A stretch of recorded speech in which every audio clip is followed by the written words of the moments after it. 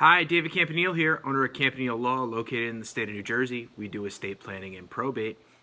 Before we dive into today's topic, which is going to be about will revocation or how to revoke a will, if you have any questions pertaining to estate planning or probate, want to sit down and conduct a free strategy session, contact me at njestateattorney.com. So this is something that not a lot of people really have knowledge about, but it's basically how to revoke a will. So in New Jersey, there are three ways to revoke a will. The first way being what is known as a codicil. This is just a big fancy word because, as everybody's aware, lawyers like to make things sound way more fancy than they really are. It's an amendment to the will. It's never more than 1 or 2 pages. Basically, you do this. You make a will, and sometimes you put it away for a while, and then you look at it, and you're like, well, hold on, that person died. Now I want certain assets to go to another beneficiary, or I just inherited a 1970 Mustang, and I want to make sure that gets specially sent down to one of my child. So what we do with the codicil is basically we make the changes to the will. It could be any change. This is a lot easier and a lot cheaper for people than rewriting their entire will. If an attorney says to you that you have to redo your whole will because you're making a change, I wouldn't trust that. Tell them specifically you want a codicil. And then you follow the standards of a will. It has to be signed by you, witnessed by 2 people, and the attorney who does it, who drafts the codicil, will sign it as well,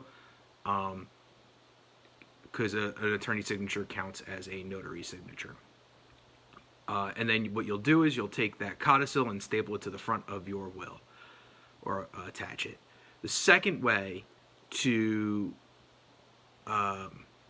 revoke your will is what's known as a formal letter of revocation.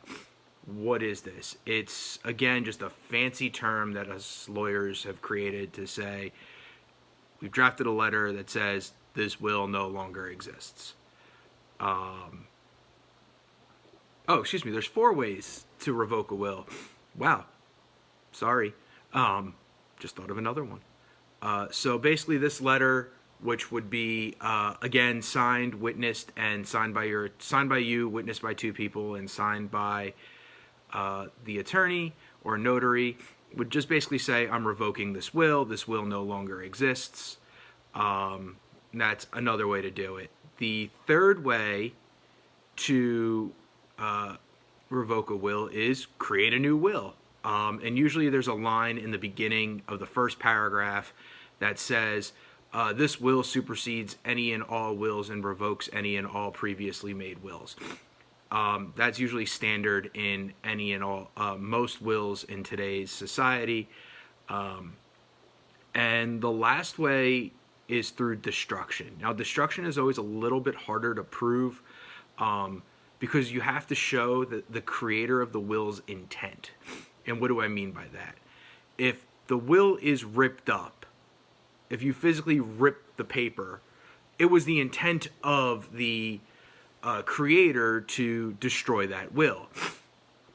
If you put it in a fire pit and used it as kindling or wanted to burn it, that was your intent to destroy that will. Now, there are circumstances where we have a destroyed will, but it was never the intent of the creator to destroy it, and that would be, depending on where you store your estate planning documents, could be a flood, a fire in the house, you were moving and you lost your document. That's okay. These things happen. And then it becomes up to the probate court when somebody comes up and says, if the creator didn't go back to their attorney saying, hey, I lost my will, can you please provide me certified true copy again. So if that happens, if there was no intent, it's up to the court now to decide, because they want to adhere to what the creator of the will wants. So even if your attorney has an unsigned copy, but it's a copy of your will, the attorney can submit that to the probate court or the surrogate's court and say, this was the intent of this person.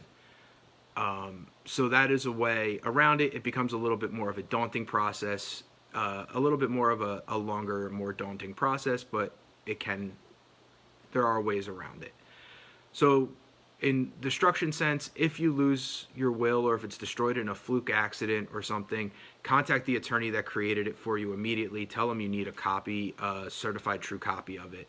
But before revoking a will, it's always best to sit down with your attorney and discuss why you're revoking or any changes that you want to make.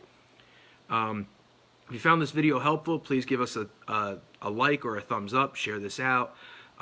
If you're on YouTube, hit subscribe. Follow us. We're putting out content every day.